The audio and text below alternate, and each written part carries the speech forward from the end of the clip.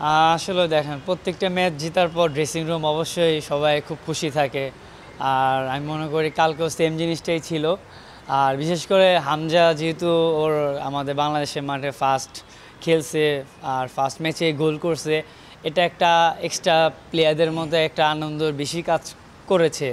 So আমি মনে করি এই জিনিসটা ইন ফিউচারও আমরা ধরে রাখার চেষ্টা করব, যেন ড্রেসিং রুমে যেই হ্যাপিনেসটা থাকে সেই জিনিসটা যেন আমরা কন্টিনিউ করতে পারি।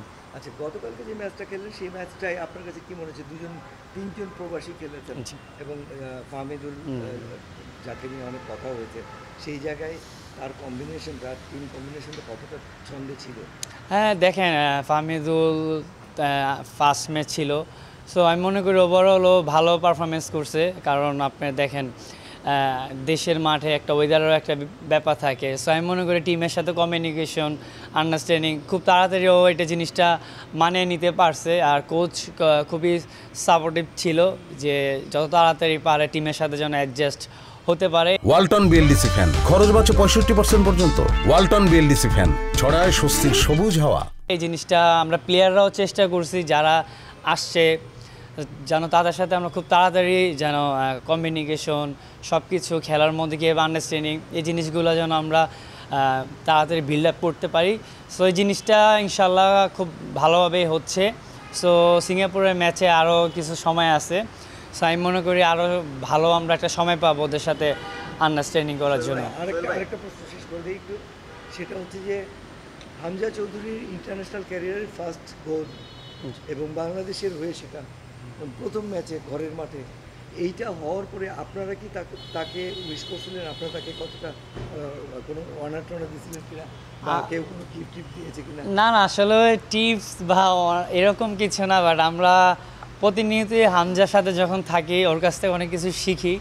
আর কালকেও গোল করার পরে আমরা প্রত্যেকটা প্লেয়ার ওকে অ্যাপ্রিসিয়েট করছি, যেটা ওর কাছেও ভালো লাগছে। আর ও সবসময় ওকে জিজ্ঞেস করলে আপনি অ্যান্সারটা পাবেন। আমরা যারা প্লেয়ার আছি বাংলাদেশি, ওরা সবসময় আপনার হামজার সাথে খুবই ক্লোজলি, খুব ফ্র্যাঙ্কলিভাবে মেশে।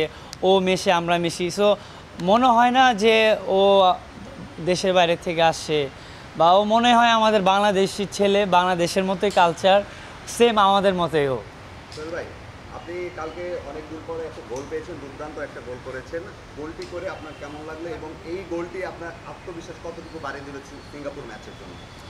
আসলে আমি মনে করি আমার গোলের থেকে ইম্পর্টেন্ট হচ্ছে বাংলাদেশ টিম। সো আমি মনে করি আমি টিমের জন্য কিছু করতে পেরেছি, এটা আমার কাছে খুব ভালো লাগছে।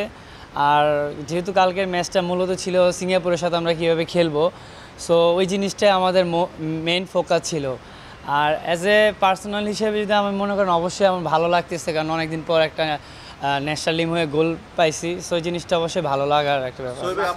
একটা কোশ্চেন, সমীর সোম যুক্ত হতে যাচ্ছে সিঙ্গাপুর ম্যাচে, অবশ্যই কথা হয়েছে, কালকে আসছে। তো আসলে ওনার সাথে কি কথা হলো এবং ওনারকে ইনক্লুড করে সিঙ্গাপুর ম্যাচে কতটুকু আত্মবিশ্বাসী যে জয় পাওয়া যাবে? দেখেন, সমীর ও আসছে আমাদের টিমে, আমি মনে করি আমাদের টিম আরও স্ট্রং, ডে বাই ডে আমাদের টিম অনেক স্ট্রং হচ্ছে। সো আমি মনে করি এই জিনিসটা আমাদের দেশের ফুটবলের জন্য ভালো। সো আমি মনে করি ইন ফিউচারে এরকম প্লেয়ার আরও আসবে। আমি আসলে আরও ন্যাশনাল টিমের জন্য ভালো, দেশের ফুটবলের জন্য ভালো। আর আমি মনে করি সিঙ্গাপুরের ম্যাচ আমাদের মূল শক্তি নিয়ে আমরা মাঠে নামবো। সোহেল ভাই, আমি একটা মানে অনেকেই প্রত্যাশা করেছিল যে এই ভুটানের সাথে আরও অনেক বেশি গোল হবে, হয়তোবা ওই প্রত্যাশা অনুযায়ী গোল হয়নি, বা কোনো ল্যাকিংস ছিল কিনা এই ম্যাচে, যেটা আপনার মানে ঘুরে দাঁড়াচ্ছেন সিঙ্গাপুরের ম্যাচে?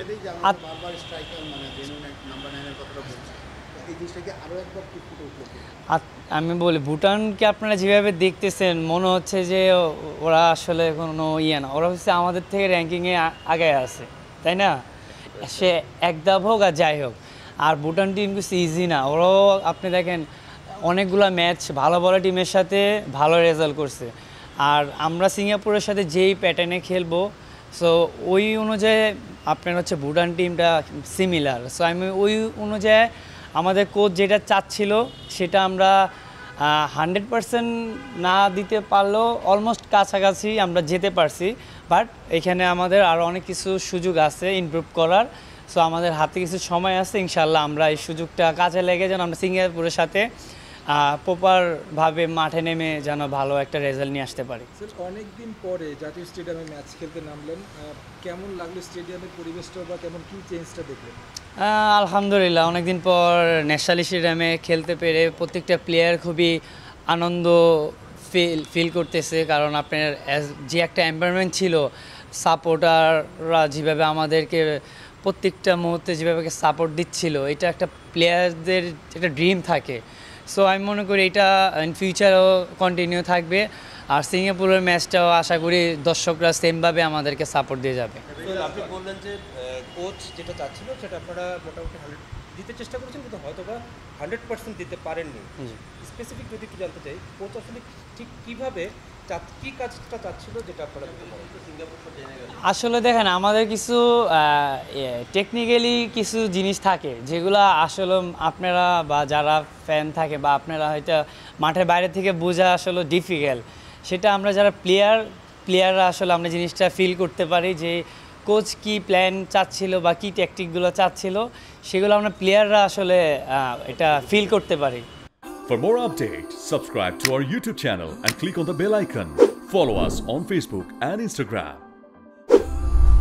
Download T-Sports app to enjoy exciting games and highlights. Visit tsports.com.